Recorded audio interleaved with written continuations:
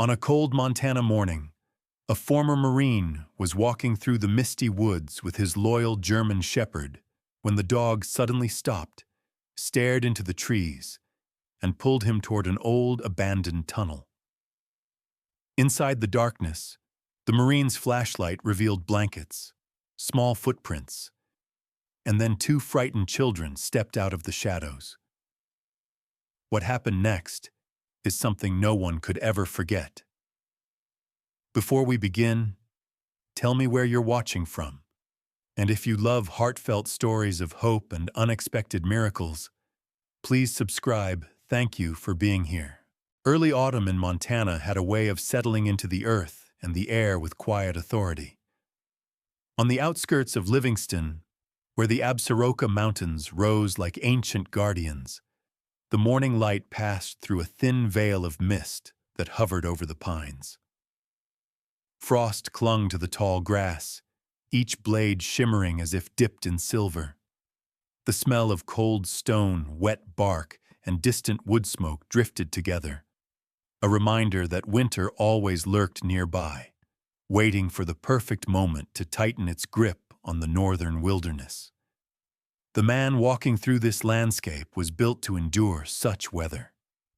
At 45, his tall, broad-shouldered frame carried the unmistakable posture of someone once shaped by the U.S. Marine Corps. His weathered appearance told its own story. Light tan skin toughened by years under harsh sun, a square jaw softened only by a neatly trimmed beard, and short, dark brown hair that carried faint strands of gray near the temples. His deep-set blue eyes were alert but calm, the eyes of a man who had learned to read danger without flinching, and peace without clinging to it too tightly.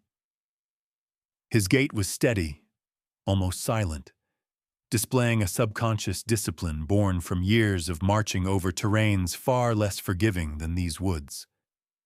Beside him moved his loyal German shepherd, a 4-year-old male with a thick sable coat blending tan, black, and umber. The dog's athletic build and graceful stride gave him an almost noble presence, while his amber eyes scanned every movement, every shift of wind, every unfamiliar scent. Though he was not a former military canine, his instincts were just as sharp. The man had rescued him during a difficult period after leaving the service, and in many ways, the shepherd had become the grounding force in his life, the companion who sensed his moods, steadied his thoughts, and guided him through long stretches of silence that once felt unbearable. Morning walks like this had become their quiet ritual, a way for both of them to ease into the day. But today, that ritual was interrupted. As they followed the familiar pine-covered trail, the German shepherd suddenly stopped. His muscles tightened in a single, synchronized motion.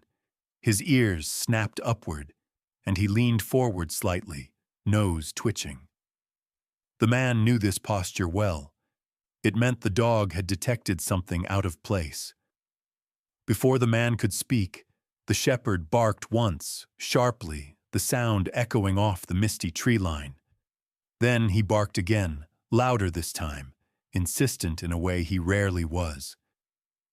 The man's pulse quickened. His dog never barked without reason.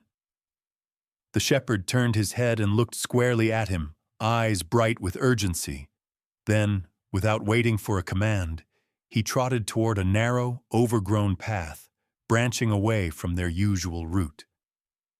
The man hesitated only a moment before adjusting the faded olive-green military jacket he always wore, a garment that had become a comfortable extension of him, and followed. The diverted path was quieter, as though the forest held its breath here. Fallen leaves softened their steps, while the mist thickened between the trees, transforming the surroundings into muted watercolor shapes. Branches arched overhead, like the curved beams of an old cathedral ceiling. The man's senses sharpened as he walked, listening not just with his ears, but with his entire body, a habit he had never unlearned. The shepherd kept glancing back to ensure he was still following, the dog's pace steady but determined. After several minutes, the sterile scent of rusted metal drifted through the cold air. As they stepped through the thinning trees, the man saw the abandoned railway line stretching across the forest floor, like the fossil of some forgotten era. The cold steel rails, long consumed by weeds, looked out of place amid the natural wilderness, a reminder of human attempts to conquer the mountain centuries ago. But the shepherd was not interested in the tracks. He continued forward, following the rails until a looming structure emerged from the fog, an old mountain tunnel. Its entrance was wide but swallowed by shadows, the stones darkened by years of weather and neglect. Thick moss coated the supporting beams, and vines clung to the edges like nature's warning signs. Standing before it felt like standing before the threshold of a past that wanted to remain undisturbed. The dog stopped just before the entrance, lowering his body slightly. His tail was stiff, not raised in aggression, but extended with tension. Silent communication that something inside deserved caution. He let out a soft rumble, deep and uncertain, the kind of sound he only made when a situation hovered between curiosity and danger. The man stepped up beside him. The cold air flowing out from the tunnel washed over him like a quiet exhale. It smelled of damp stone, old earth, and something almost human, perhaps remnants of campfire smoke or the faint musk of belongings kept hidden for too long. The acoustics created a hollow echo even from the dog's gentle breathing. A memory stirred in the man, something his old Marine instructor used to say during reconnaissance training. The mind guesses, the body lies, but instincts never do. Trust the instinct. The German shepherd nudged the man's leg once with his nose, urging him forward, then stepped into the tunnel with deliberate caution. The man hesitated, not from fear, but from readiness. He scanned the forest behind him, then the dark ahead. Whatever lay inside this abandoned tunnel had stirred his dog deeply enough to break their routine, and that alone meant he needed to see it. He took a breath, steady and measured, and followed. The shepherd's paws were silent on the gravel, his head low, ears pivoting with every subtle shift of air. The man walked just behind him, fingertips grazing the cold stone as he adjusted to the darkness.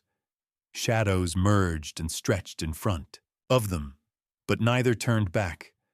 Step by step, they ventured deeper into the forgotten mountain passage, unaware that somewhere inside this darkness were two children whose lives and destinies were about to collide with theirs in a way none of them could yet understand.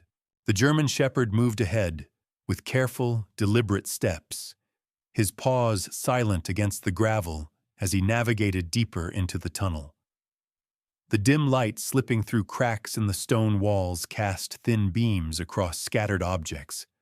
An old wool blanket spread unevenly on the ground, a dented aluminum can, a pair of tiny worn-out sneakers left beside a stack of flattened cardboard.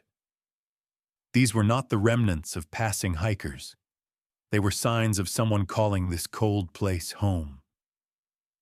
The man felt his chest tighten at the thought.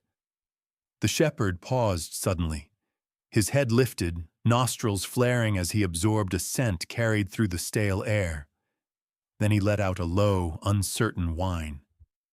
The man stepped closer, narrowing his eyes, adjusting to the faint glow at the far end of the tunnel. In that shifting light, two small silhouettes emerged, walking cautiously toward the center.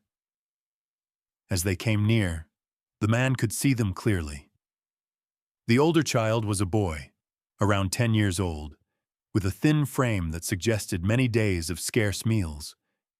His dark brown hair was unkempt and fell slightly over his forehead.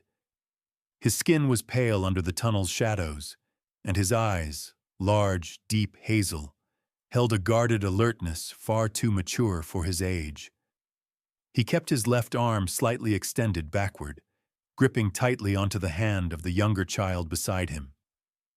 His protective stance showed instinct, not instruction, as though hardship had pushed him to take on responsibility no child should have to bear. The younger child was a girl, perhaps 7, small and delicate-looking. Her sandy blonde hair fell in disheveled waves over her shoulders, and her cheeks were smudged with dirt. She clutched a torn, stuffed rabbit pressed against her chest, a soft toy that had clearly endured the same struggles she had. Her wide blue eyes shimmered with both fear and curiosity. The thinness of her wrists and the slight trembling of her fingers revealed days spent in cold and uncertainty. Yet there was a fragile hope in her expression, as though she desperately wanted to trust someone again. The shepherd sensed their fear and lowered himself gently to the ground. His tail wagged in slow, reassuring strokes, his head dipping in a friendly gesture meant to show he meant no harm. The girl's grip on her brother's hand loosened just a little as she took a small step forward.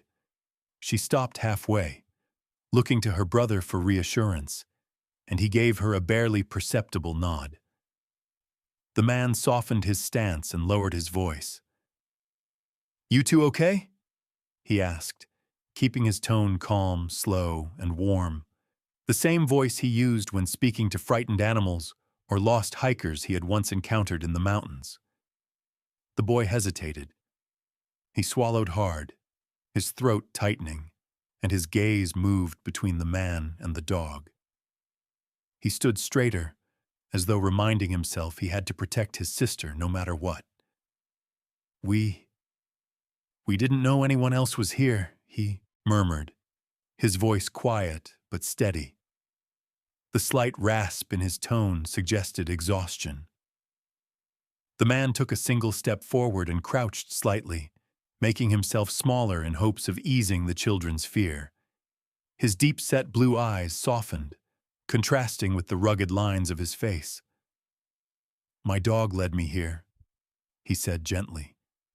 "He doesn't bark unless something is wrong. He brought me to you." The girl's fingers tightened around her stuffed rabbit. She looked down at the shepherd, who responded by inching closer on his belly and nudging his nose toward her shoe. The simple gesture, soft, warm, wordless, broke through her fear. She reached out with her tiny hand and touched the dog's head, her fingers sinking into his thick fur. Her shoulders relaxed, and her breathing steadied. The boy exhaled slowly, relief easing the tension in his frame. The man watched them carefully. He could see signs of hardship, thin clothes unsuited for the cold, hunger etched into their expressions, fatigue in the way they held themselves. They had been here longer than anyone should. "What are your names?" he asked softly. The boy hesitated again, then answered, "I'm Michael, and this is my sister, Lily." Michael's voice trembled slightly when he said her name, revealing how deeply he felt responsible for her. Lily pressed closer to him after hearing it spoken aloud, as though the sound anchored her in the moment. The man nodded. "Michael, Lily, I'm not here to hurt you. I just want to help." Michael's lips parted, but instead of speaking, he looked at the walls of the tunnel, then at the scattered belongings. His silence spoke louder than words. This place wasn't shelter, it was desperation. The man's German shepherd let out a quiet huff, casting his eyes toward the blanket, then to the children, as if urging his human to notice what mattered. The man took a breath and asked gently, "Are you two staying here alone?" Michael's chin dipped into a reluctant nod. His fingers tightened around his sister's. Lily leaned into him, burying her face briefly against his arm. That was enough for the man, enough to understand that whatever story had led them here, It had carved fear into their bones. Enough for him to know he wouldn't walk away. And as the shepherd rose to stand between the man and the children, calm, steady, protective, the man realized his dog had not just found two children. He had found two children who needed someone. Someone now standing right in front of them. Michael hesitated before speaking, as though the tunnel walls themselves might be listening. The man waited patiently, keeping his posture relaxed while his German shepherd remained seated between him and the children, creating a safe buffer that invited trust. The boy finally drew a breath and began to explain what had brought them here. His voice was soft, but carried the weight of long days spent trying to survive. He told the man that he and Lily had lost their parents only weeks earlier in a car accident on a remote Montana backroad, the kind lined with tall pines that blocked visibility during early morning fog. Their mother, he said, had been a gentle woman with warm brown eyes and a soft laugh that made their small kitchen feel brighter.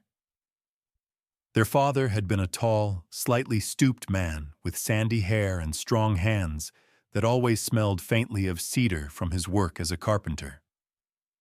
After the accident, the only surviving relative was their uncle, father's older brother.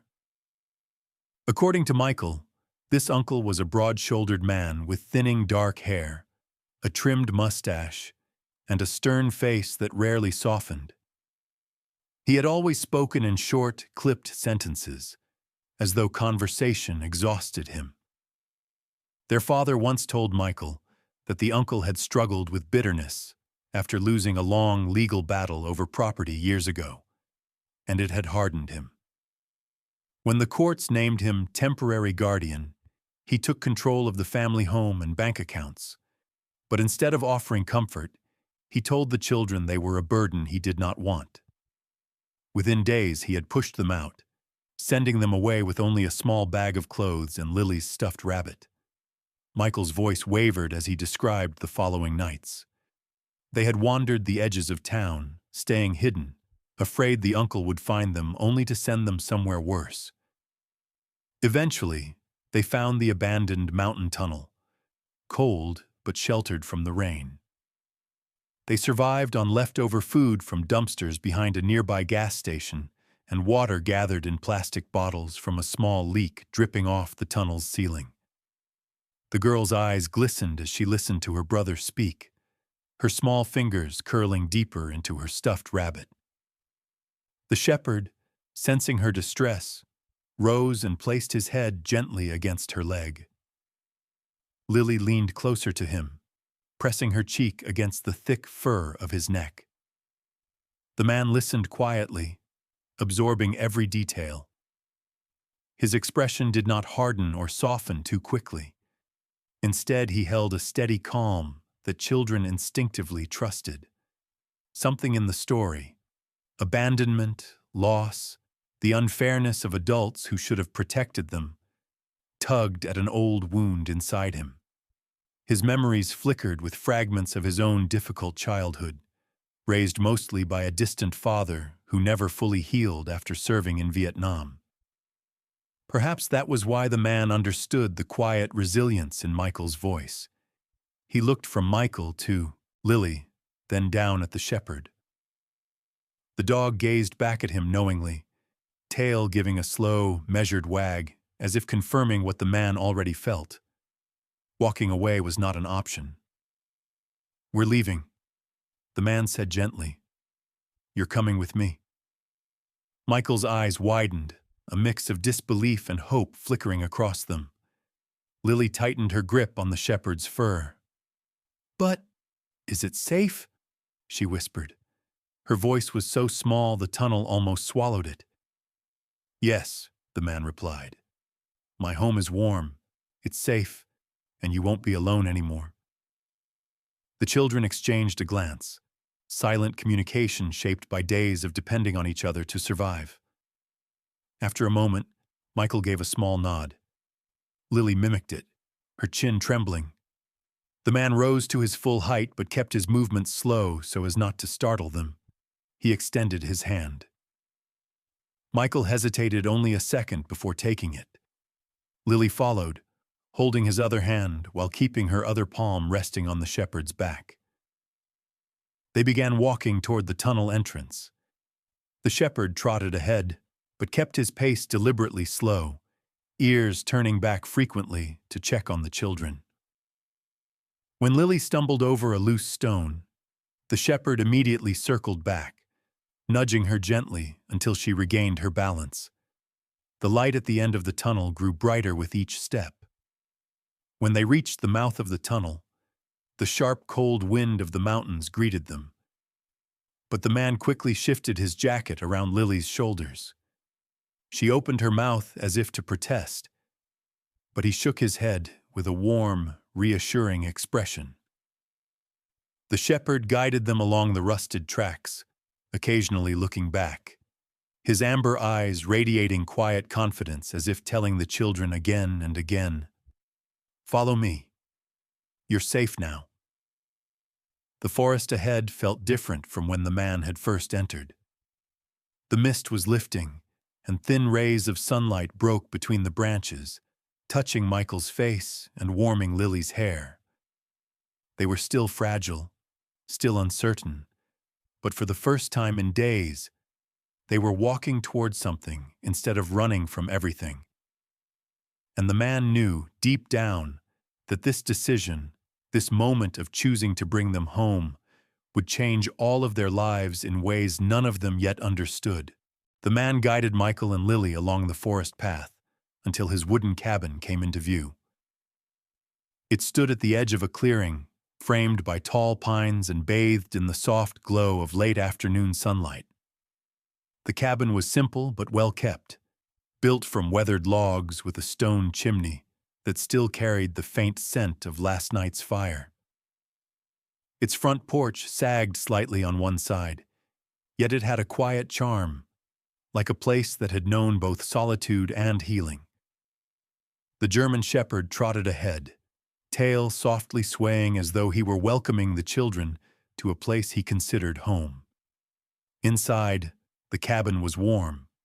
A cast-iron stove radiated steady heat, and the man quickly added more wood, letting the fire grow brighter.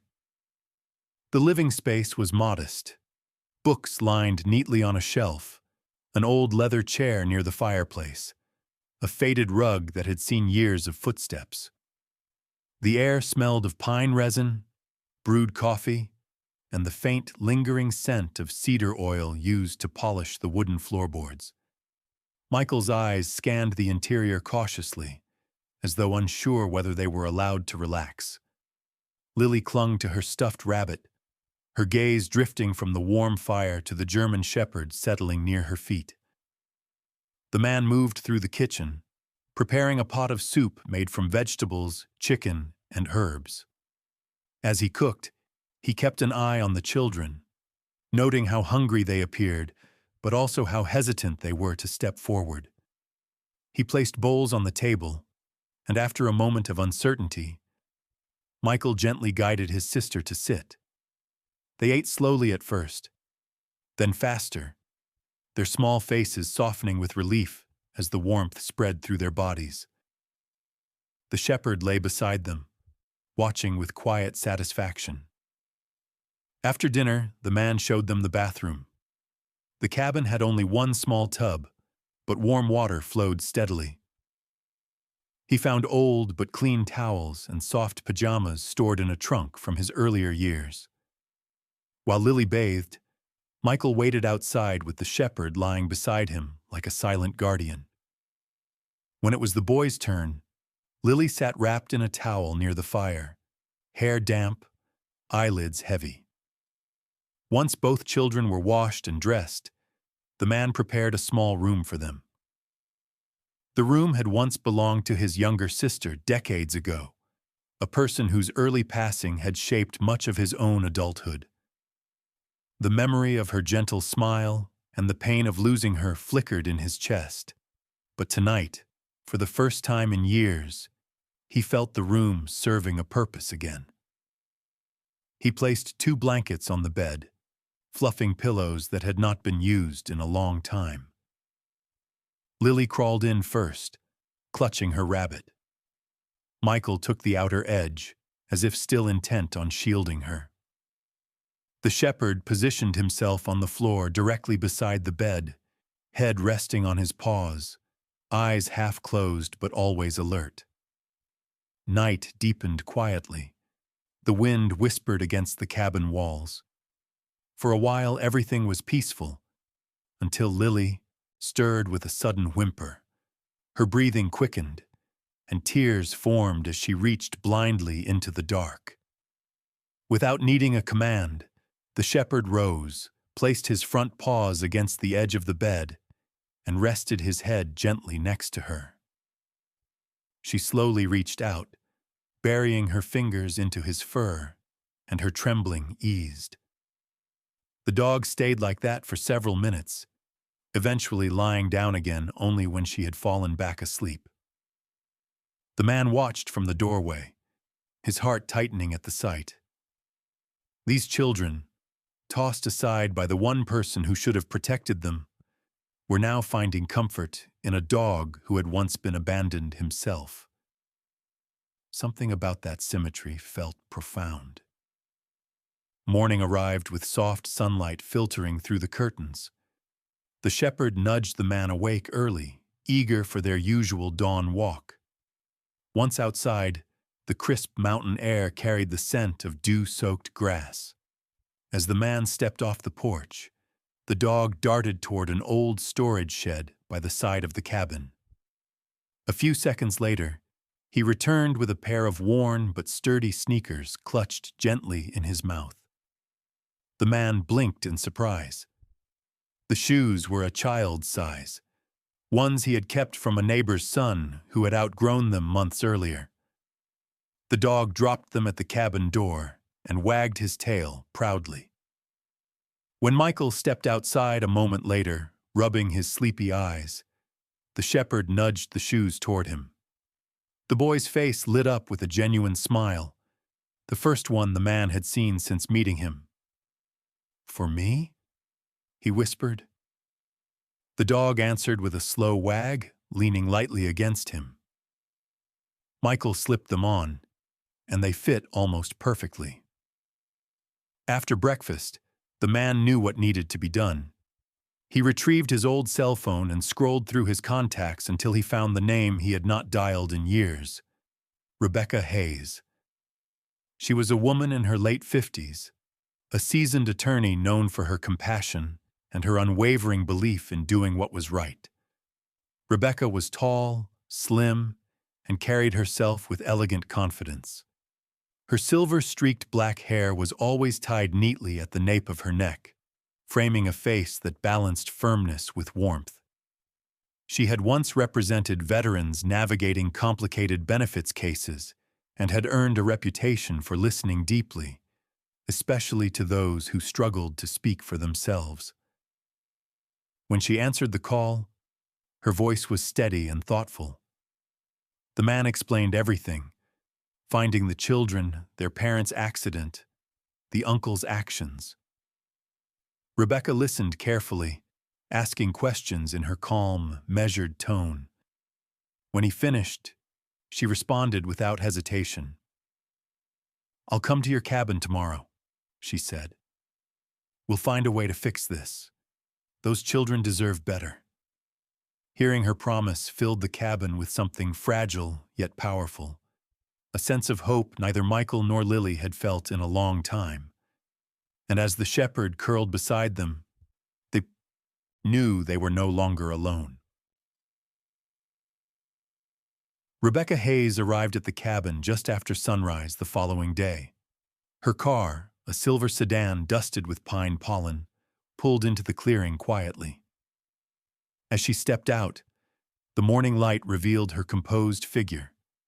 Tall, slim, dressed in a charcoal gray wool coat that contrasted softly against her warm brown skin. Her hair, streaked naturally with silver, was tied back neatly, allowing her sharp but compassionate dark eyes to observe everything with practiced precision. Her steps were confident, the kind of confidence forged through decades of listening to stories of injustice and fighting to set things right. The man greeted her with a firm handshake, and she returned it with a grip steady enough to reassure but gentle enough to express warmth. Michael and Lily stood close together on the porch, half hiding behind the German shepherd, who positioned himself protectively at their side. Rebecca knelt slightly to speak to the children, her voice low and soothing. She introduced herself with a small smile, explaining that she was there to help. Michael watched her carefully, but Lily was the first to respond. A small nod, still shy, but hopeful. Inside the cabin, Rebecca sat at the wooden table with a notepad and her reading glasses. She listened patiently as the man and Michael retold the story. She asked questions with calm clarity: where they slept in the tunnel, how long they had been there, what belongings they had with them. She never rushed them, never pushed too hard. Her presence created a sense of safety that softened the tension in the room. But eventually, she closed her notebook and looked at the man with thoughtful seriousness. "For the court to act quickly," she said, "we need something physical, some proof that they were forced to live there, and that they truly belonged to their parents' home before it was taken." Her tone wasn't discouraging, just practical. If we can find anything with their parents' names, anything personal, it will help immensely. Before the man could reply, the German shepherd suddenly rose from his spot near the fireplace. His ears perked, and he trotted toward the door, glancing back as if telling them to follow. His tail wasn't wagging, but held at a firm, purposeful angle. The man recognized that posture immediately. This was not random behavior. "He knows something," the man murmured.